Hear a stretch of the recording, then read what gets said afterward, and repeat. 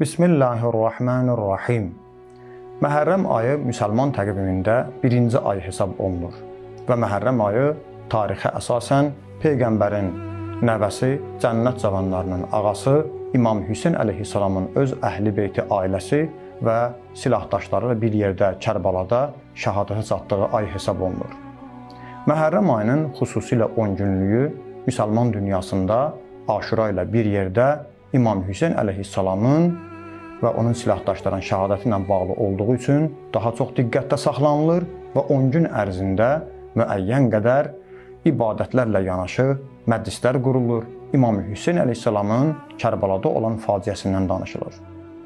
Dinimizdə, xüsusilə də Əhl-i Beyt imamlarımızın hədislərinə əsasən, dini mənbələrimizə əsasən Məhərrəm ayının 10 günlüyü o qədər əzəmətli və şərafətlidir ki, Allah Teala Qur'an-ı Kərimin Fəcr surəsində o 10 günə and içmişdir.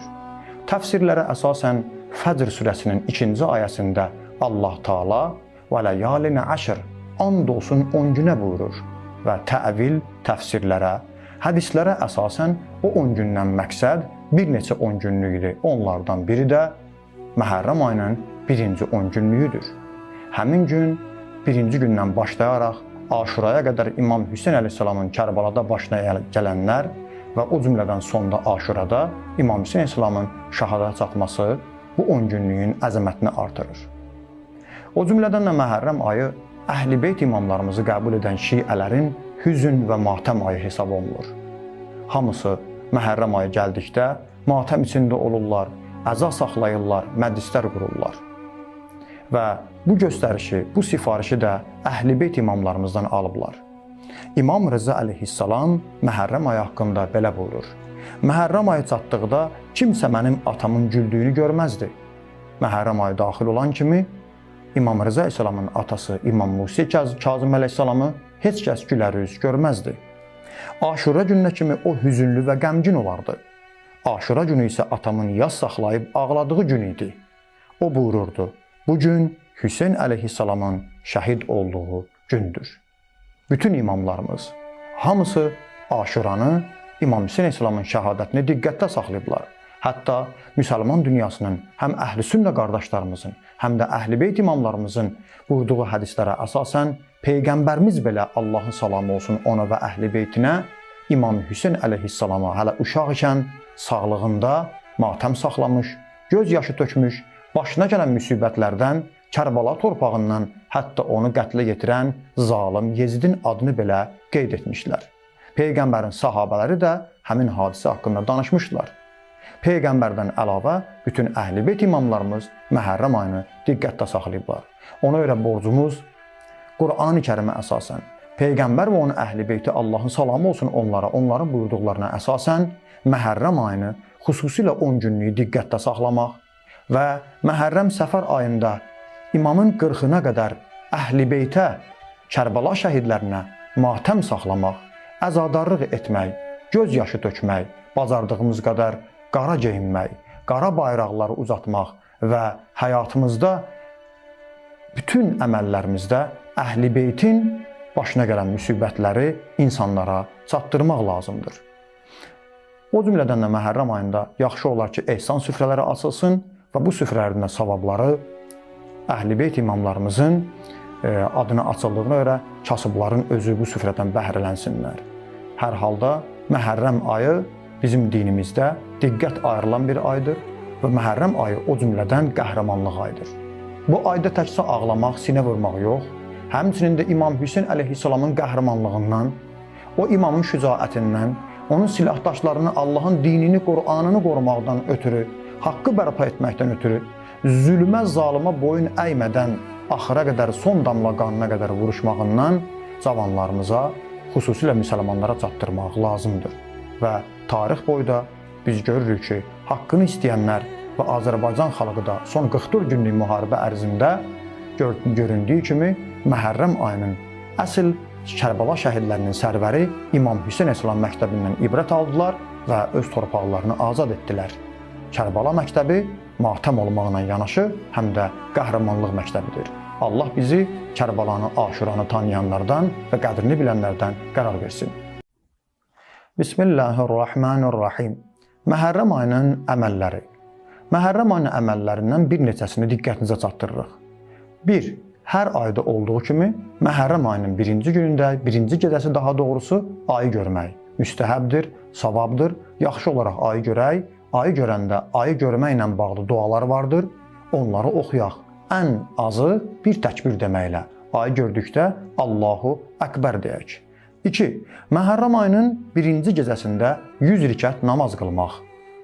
52 rükət qılınacaq və hər 2 rükətdən sonra salam deyiləcək. Namazın qılınma forması belədir. Həmd surəsi və İxlas surəsi hər rükətdə oxunacaqdır. Tamam. Hər rükətdə həmd və İxlas, Qul Huvallah surəsi oxunacaq, 52 rükət qılınacaq. Bu namazın savabı, mükafatı haqqında Peyğəmbərimiz, Allahın salamı olsun ona və əhl-i beytinə, hədislərin birində belə buyurur.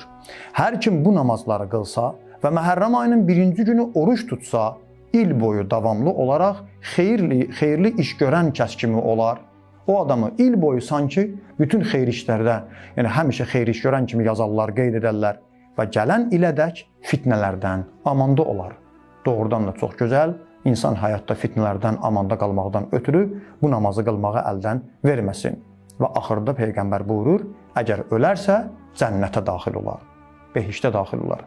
Deməli, bu namaz, Məhərrəm ayının birinci gecəsi qıldığımız namaz həm bizi behiştə çatdırar, həm bizi fitnələrdən amanda saxlayar, həm də Peyğəmbərimizin buyurduğuna əsasən il boyu bizi savab, xeyirli iş görən kimi qeyd edib adımızı yazarlar.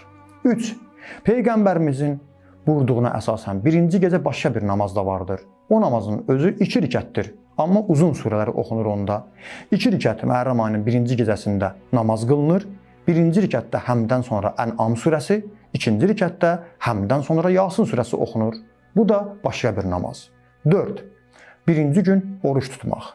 Məhərrəm ayının birinci günü oruç tutmaq müstəhəbdir, savabdır.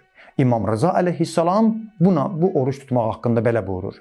Hər kim bu günü oruç tutsa və Allahdan öz istəyini diləsə, Allah onun duasını qəbul edər. Bu həmin gündür ki, Zəkərya Peyğəmbər Allahdan övlad istədi və Allah onun duasını qəbul edib Yəhyanı ona bəxş etdi. Bildiyiniz kimi Qur'an-ı Kərimdə bu barədə söhbət açılır. Zəkərya Peyğəmbərin övladı olmurdu və Allahdan dua etdi. Övlad istədi. Allah ata Peyğəmbər Zəkariyaya, oğlu Peyğəmbər Yəhyanı bəxş etdi. Həmin dua Məhərrəm ayının birinci günü baş vermişdir və duası qəbul olmuşdur. 5. 2 rükət namaz qılıb bir dua var, onu oxumaq. İmam Rıza əleyhissalam buyurur, Peyğəmbər Məhərrəm ayının birinci günü 2 rükət namaz qılar. Necə istəyirsiniz qılın, hansı surəni oxuyursa oxuyun və namazdan sonra əllərinizi göyə qaldırıb 3 dəfə bu duanı oxuyun. Allahümmə əntəl ilahul qadim və hazihi sənətun cədidə. Belə başlayır. Çox uzun da deyil, qısa bir duadır. Məfatihül Cinan kitabında bu dua qeyd olunmuşdur. Və axırıncı, bu 10 günün də orucu bəzi alimlər qeyd ediblər ki, 10 gün ərzində 9 gün oruç tutmaq yaxşıdır, amma Aşura günü isə oruç tutmaq yaxşı deyil, bəyənilmir.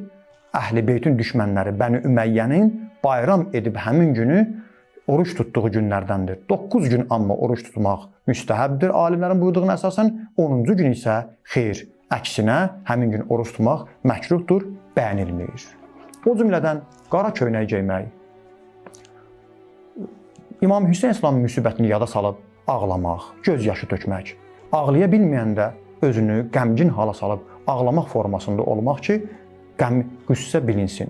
Və o cümlədən də həmin bu Məhərrəm ayında çalışaq kasıbları, məhrumları diqqətdə saxlayaq və xüsusilə də İmam Hüseyn əleyhissalamın Kərbala məktəbinin mahiyyətini, həqiqi qəhrəmanlıq, şücaət məktəbini insanlara çatdıraq.